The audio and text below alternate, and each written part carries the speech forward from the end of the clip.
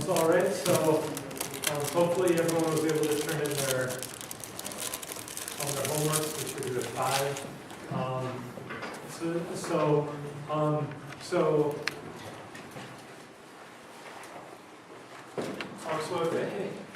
If everyone saw, I posted something on the discussion group that I want you to turn in your code this time also through Canvas.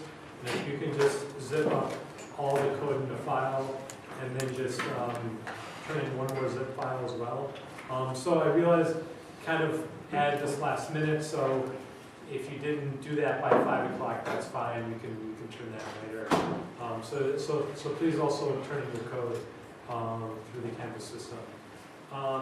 So hopefully that's not too hard to do.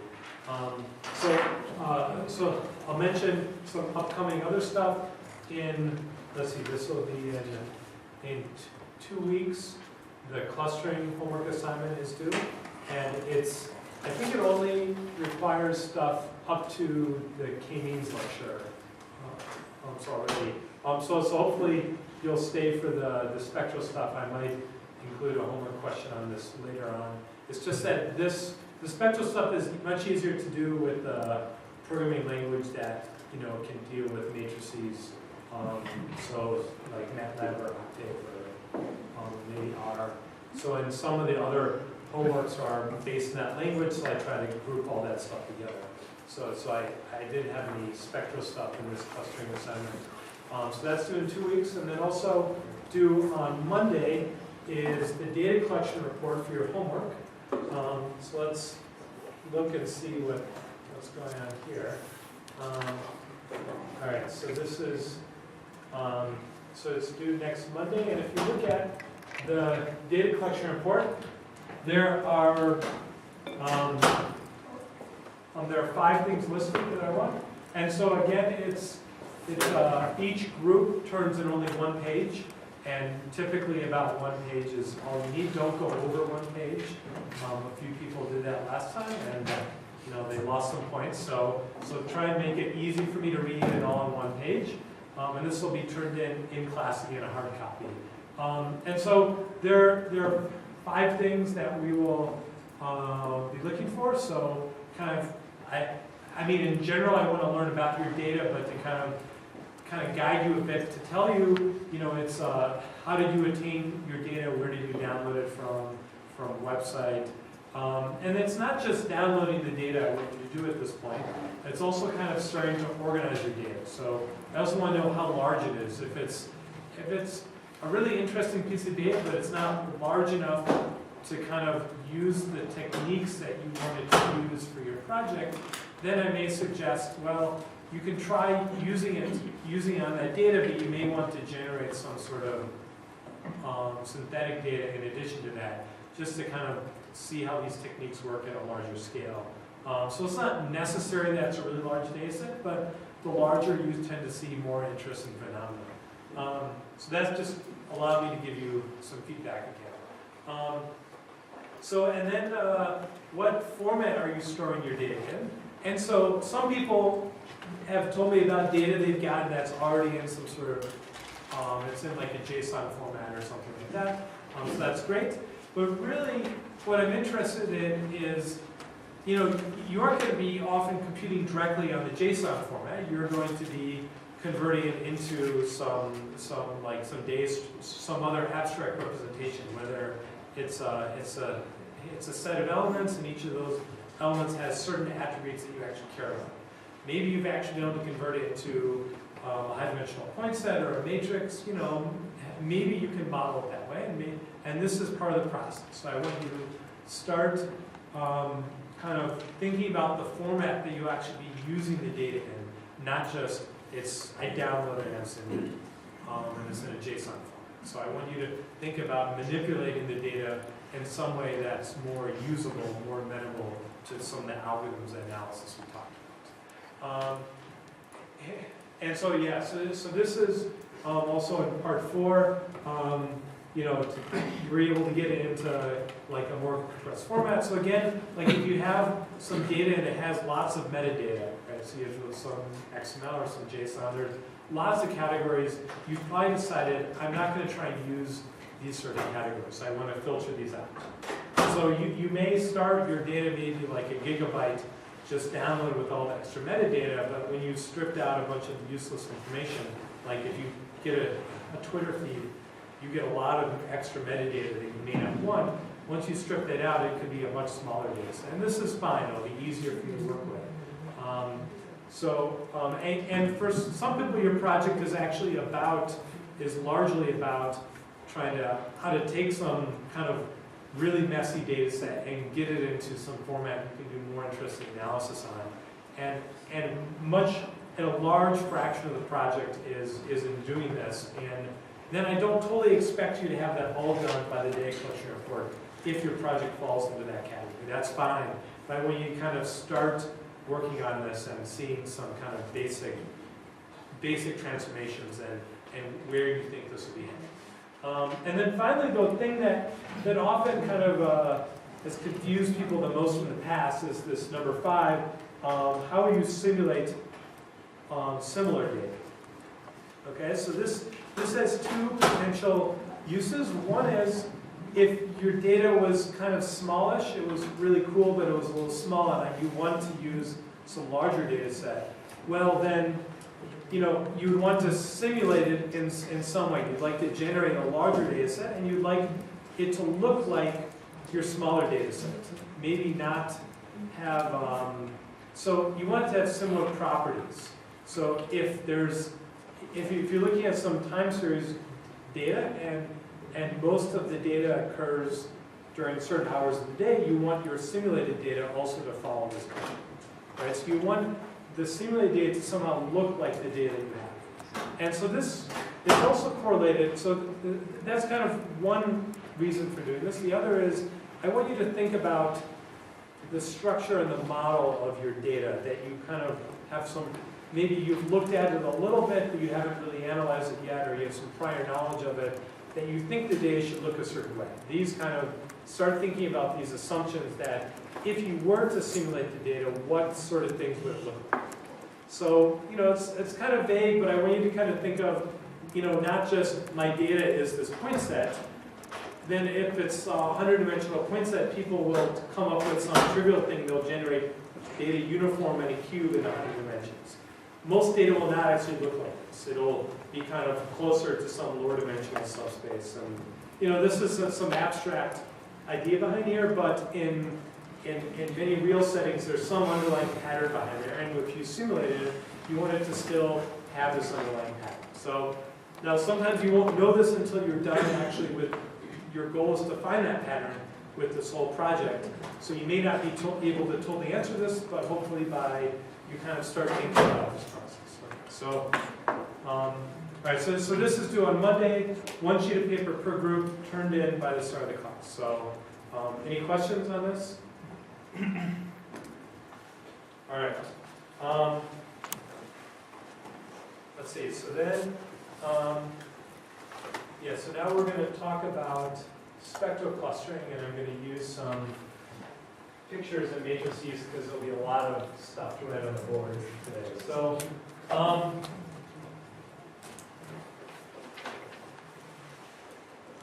so again, we're in the clustering section of the class, and as mentioned, this is the last topic on clustering, and there's lots of stuff you can't cover, but I think a lot of these things there are some important things, but they either become specialized or they're probably not huge improvements over some of the existing topics.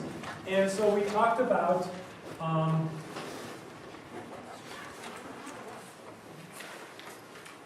so we start with this hierarchical clustering, which was the idea that you started with some large data set, and you said these 2 points are similar, these 2 are similar, these 2 are similar, these 2. And you kind of gradually built up these clusters, and then there was this hierarchy of these clusters you built, and it was really this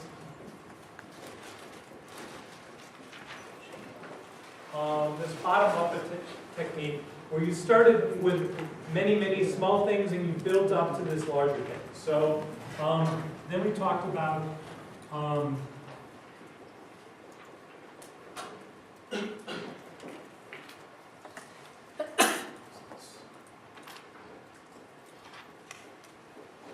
the point assignment clustering, and this was like k-means clustering, where you picked some representative points, and these kind of, and then you mapped every data element to the closest one.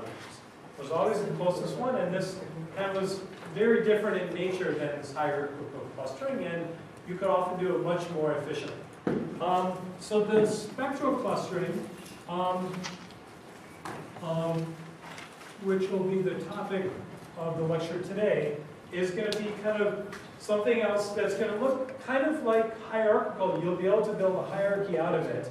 But instead of a bottom-up approach, which was the techniques I talked about on Monday last week, we'll be talking about some top-down approaches. And so that would be that if you had a bunch of these data points, what you would do is you would first split it into two halves and say this half is one cluster and this is another, and then you would look at it, do this recursively and say this half I split into these two clusters, and this half maybe I split into these two clusters. And then you can keep recursively going down as far as you want, or maybe some predefined number of levels. So instead of doing kind of a bottom-up building of the structure, you're kind of splitting from the top down. So the other kind of way that this will be kind of fairly different than the other techniques is that the basic element we'll be using for our cluster is going to be kind of it's going to be a graph instead of a set of these elements, right? Well, you can think of them as like these points, but they could have been any sort of elements with the distance defined between them. So now we're going to be talking about clustering on a graph. And at the end, I'll kind of relate this back. You can actually use the same technique if you don't initially have a graph structure as well. So I think I asked people before. So is anyone is unfamiliar with the graph? Yeah. Okay. So just to draw an example picture up here. So let me draw this picture because we'll refer back to it. And I may not be able to keep this up on the board the whole time. Or up on the screen. So we're going to think of having this graph, and you're going to have these nodes. Am I doing this?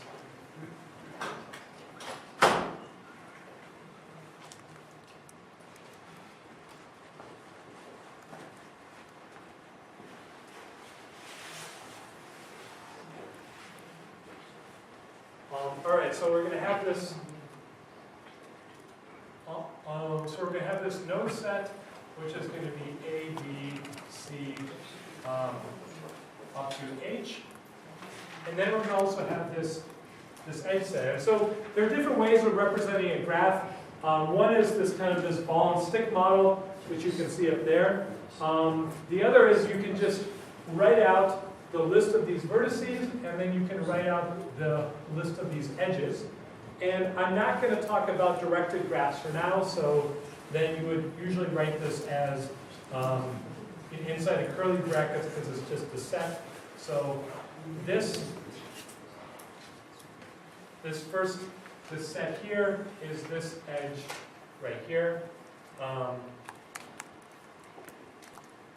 We have another set, say AC. And this edge corresponds to this edge. So these are kind of the most standard representations, but there's also this other representation of a graph, which is to write it out as a matrix. And so you can kind of see, and you can see an illustration of that here. Let me scroll this down so you can get the picture at the same time. All right, so you can write out this graph as this matrix, where you have rows and columns corresponding to each of the vertices, and you have a 1 if there's an edge and a 0 if there's not an edge. Okay, so I'll kind of write out some version, like, so this would be 0, 1, 1, 0, 0, 0, 0. And so this is for vertex A, it's going to have no edge to itself, although you could give it a self edge if you want to, but this is 0. This is to vertex B, there's an edge. Vertex C, there's an edge. Vertex D, there's an edge. And so if you have an undirected graph, then this is going to be symmetric. The first row is going to look just like the first column. The second row would look just like the second column. Okay, so typically this is a really inefficient way to store a graph. I have to write out all of these zeros, and the 0 is saying there's no information there, but I have to say that. So you can typically store this graph or this matrix in a way that's much more cheaper, basically by writing out the vertices and the edges. These representations are equivalent. You can go back and forth. You can actually, there are these, if you're using MATLAB or something, there's a way to say that this is a sparse matrix, and then it stores it by only storing the locations of the ones. And so this sort of data comes up a lot. For instance, you know, in these large internet companies, when they're trying to deal with kind of correlating two types of information, instead of being, you know, and it may not be vertices to themselves, it may be, one way of thinking about this is if your graph was like a social network, and you have Facebook and people are friends with each other, then there's an edge if they're friends with each other. But most of the edges, you know, most of the graph is actually 0. And if Facebook, I guess, has like over 1 billion people on there, but most people don't have roughly 1 billion friends. They may have in the hundreds of friends, right? So you don't want to store 1 billion zeros for every person. You just want to store the location, the links to their 100 friends. So you can store this much more efficiently, kind of thinking of this format with the vertices and edges. But it'll be, really, as we'll see again, and this will be similar to, forget where we use this. I guess we went through in describing the min-hashing. It was useful to think of it as a matrix.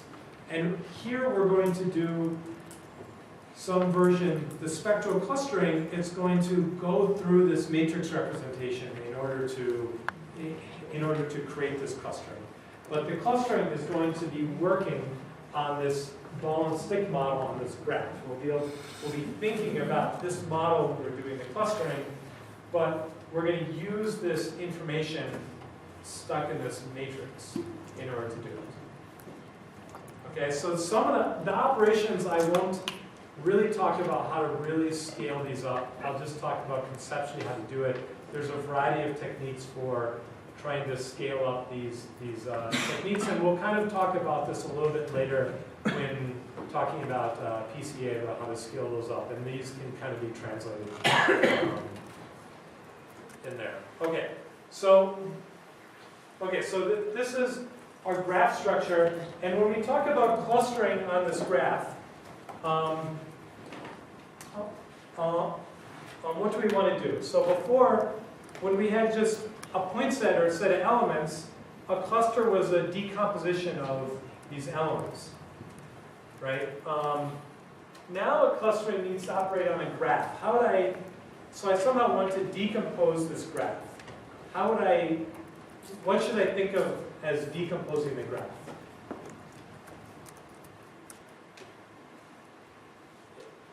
Separating into strongly connected components. Yeah, so that could be good. But that's a little bit more specific. So that would be Trees. what? So Trees. So trees. Yeah. So you know, I'm more talking about. I mean, like every connected graph contains trees, but it's not really a clustering of the graph. So maybe you can find a place to cut the graph where each of the two places would have the closest number of nodes, or maybe like you could find the place where you have to sever the fewest edges to equal nodes on each side. Yeah, so that's good, good. So the basic thing is I want to kind of cut the graph, right? I want to say, I want to cut it, and so this would be one cluster, and maybe this would be another cluster. This would be one possible way of doing it. This is not the only way, but I want to take this vertex set and split the vertex set up into disjoint parts. Okay, so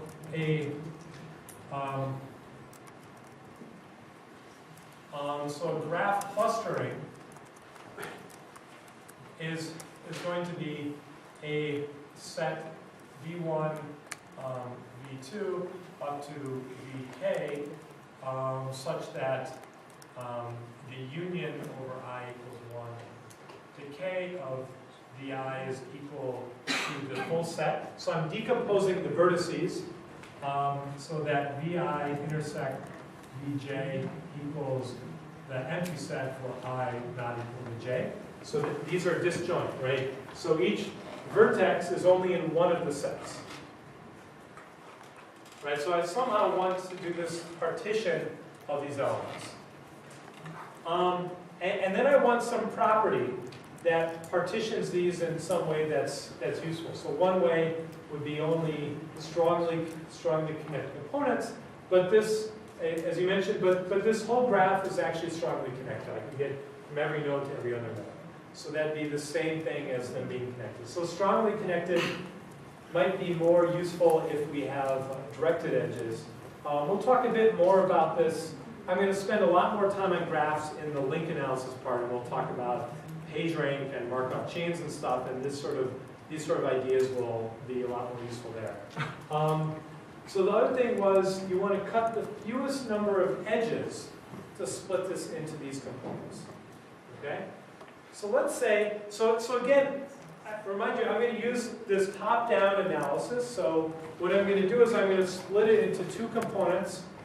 And so then I have these two subgraphs, and then I'm going to repeat this process. So each step, all I want to do is to find some sort of cut into two parts. So often this is written as V is equal to S union V set minus S. Right, so I'm going to have a set S here, which is going to be one subset of the vertices, and then this is going to be V set minus S. Okay, and so then you can talk about like the subgraphs, and that's all of the vertices and all the edges, which are both of the vertices of that edge are in that same subgraph. Okay, but so I want to find the vertex set and split it into these two subparts of the vertex. So that's going to be so that's going to be my goal. So all I need to do now.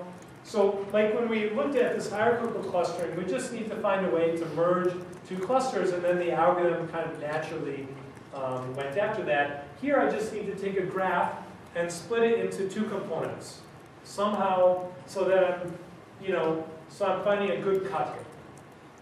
Okay, so that's going to be the main goal. The first suggestion. So how to find good cut. Right. So the first suggestion was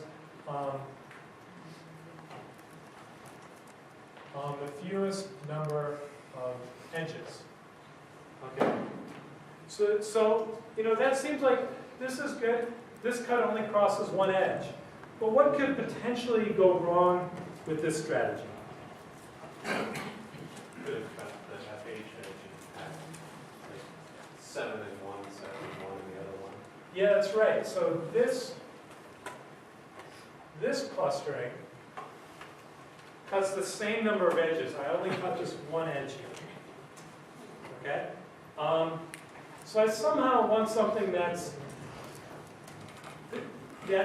I don't want to just cut the fewest number of edges. In fact, in really large graphs, what usually happens is that there's kind of it kind of looks kind of like what's called a hairball, where if you try to draw it like this, on small graphs you can draw them on the board, and actually for many, many years when people studied graphs, they were small enough that they could find pretty good embeddings. They had like 100 nodes or 200. But with like these social networks where they have millions of nodes, you can no longer really draw graphs in a way that's visually appealing. Graphs kind of look like, so it looks like you have a ton of these edges in the middle here, and then you have a few of these nodes coming off, where you have a lot of these nodes that are only connected to one other node. And so if you try and draw it, kind of the natural thing to do is to push these guys out, and then everything else gets scrunched up in the middle. And so if you look at these large graph drawings, you know, a lot of them look like this. Like this hairball. This is a technical term. There are other technical terms associated with graph theory that are probably not good things to mention in the class if it's on the video. But if you're interested in some interesting terminology, you should look through on a graph theory book. I guess that's all I'll say about that.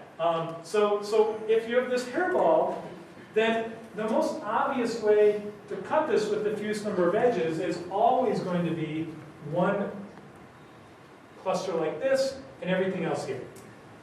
And then you would do this recursively. This one is already done recursively. So then inside of this cluster, you'd have this one again. And this is very not useful. Right? And so if you try and just cut the fewest number of edges, you're going to get this really uninteresting cluster. You somehow want to cut through the middle here in some way that's useful. And it looks, if you just draw it, it looks like a hairball, but sometimes there is actually structure that's better ways to cut that out. So how would I make sure that I got this red clustering as opposed to this green one? How would I change my objective? Yeah. We can point out those edges which are actually the way to for other vertices to reach that node. It's kind of like a bridge between two villages kind of thing. If you cut that, the villages are not going to be connected in it. Yeah, so this is an interesting notion. This is actually called the betweenness of an edge. And I think in one of the last lectures of the class we'll actually talk about these notions and other notions of finding stuff on graphs. And the betweenness might actually be a good thing to cut one edge. But if you're doing this, you're probably going to be cutting more than one edge. You somehow need to come up with a cut that divides the graph in two. So you somehow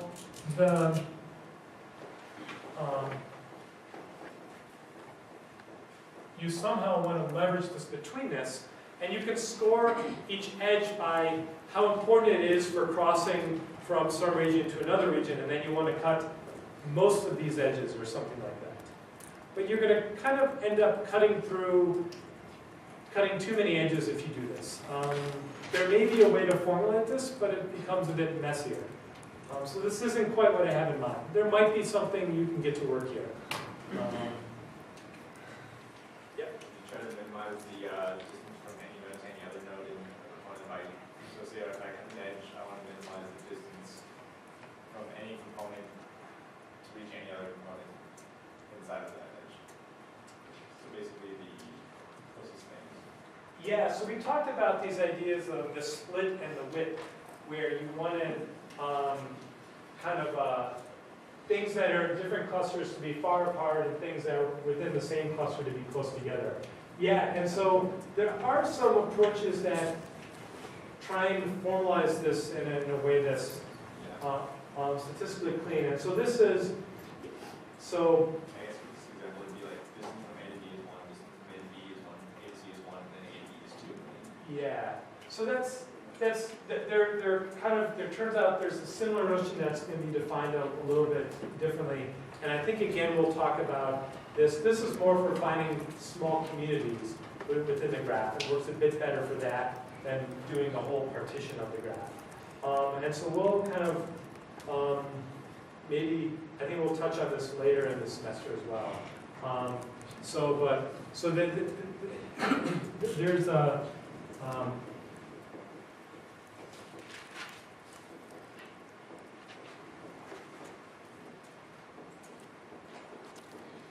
so the idea of finding these tight communities within the graph. And some people have tried to do it, you try and find things that look like cliques. Right? A clique is where every pair of vertices within a subgraph is connected with each other. So A, B, and D is a clique. A, B, D, and C is not, because B and C do not have an edge. But it's close to a clique, so that may be a good thing to do. Finding cliques is actually, once they get beyond a certain size, is actually not too easy to do. So,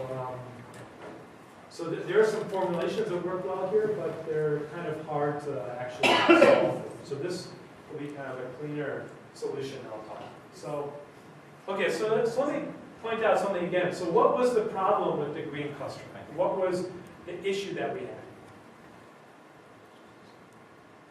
So it's Imbalance. yeah, so it's lopsided, so it's not balanced, right? We somehow wanted both halves of the clustering to be large. Okay? So, and we're going to try and formalize that in what's called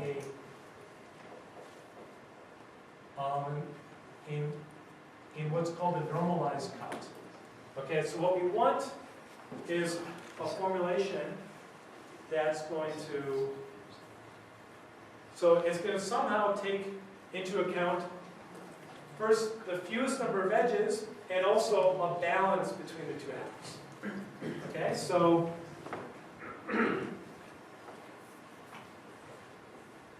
so what we'll say is the volume of a subgraph let me make sure I get this right.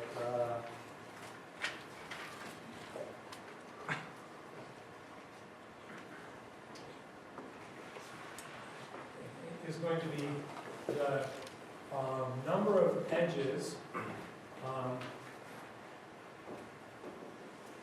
with at most one vertex in S. Okay, so there are different notions of volume you can use. There's a different formulation where you just count the number of vertices in the set. But kind of the quantity that we have is the number of edges. The edges kind of says how rich is this cluster. It could be a lot of vertices, but those vertices don't really connect to much stuff. So this says how many edges are there. So the volume of this subgraph S is going to be 1, 2, 3, 4, 5, 6. It counts this edge that has only one vertex in it. Right? So in our example, we call this V set minus S is going to be, we'll call this equal to T here. So here we're going to have the volume of S is going to be 6, and the volume of T will be 1, 2, 3, 4, 5. So these are going to be roughly balanced, which is good. So then we also want to take into account the cut of ST, which is going to be the number of edges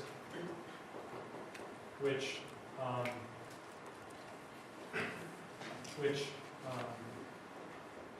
have one vertex in each S and T, right? So this is the number of vertices we cut. So this is the fewest number of edges that we cross, right? So the cut here of ST is going to equal to 1. Okay? And so then there are different notions of how to combine these, but the kind of one of the most widely used notions, and we'll talk about this, is what's called the normalized cut. And so this is going to be equal to the cut of ST times 1 over the volume of S plus 1 over the volume of T. Okay? So let's look at, so this normalized cut now, so you want this quantity to be small. Right? So in this case, we have, if for the S and T in the red clustering, we have 1, which is this cut, times 1 over 6 plus 1 over 5. And so, let's see, 1 over 6 is about 0.17, and 1 over 5 is 0.2, so I have about 1 over 0.37.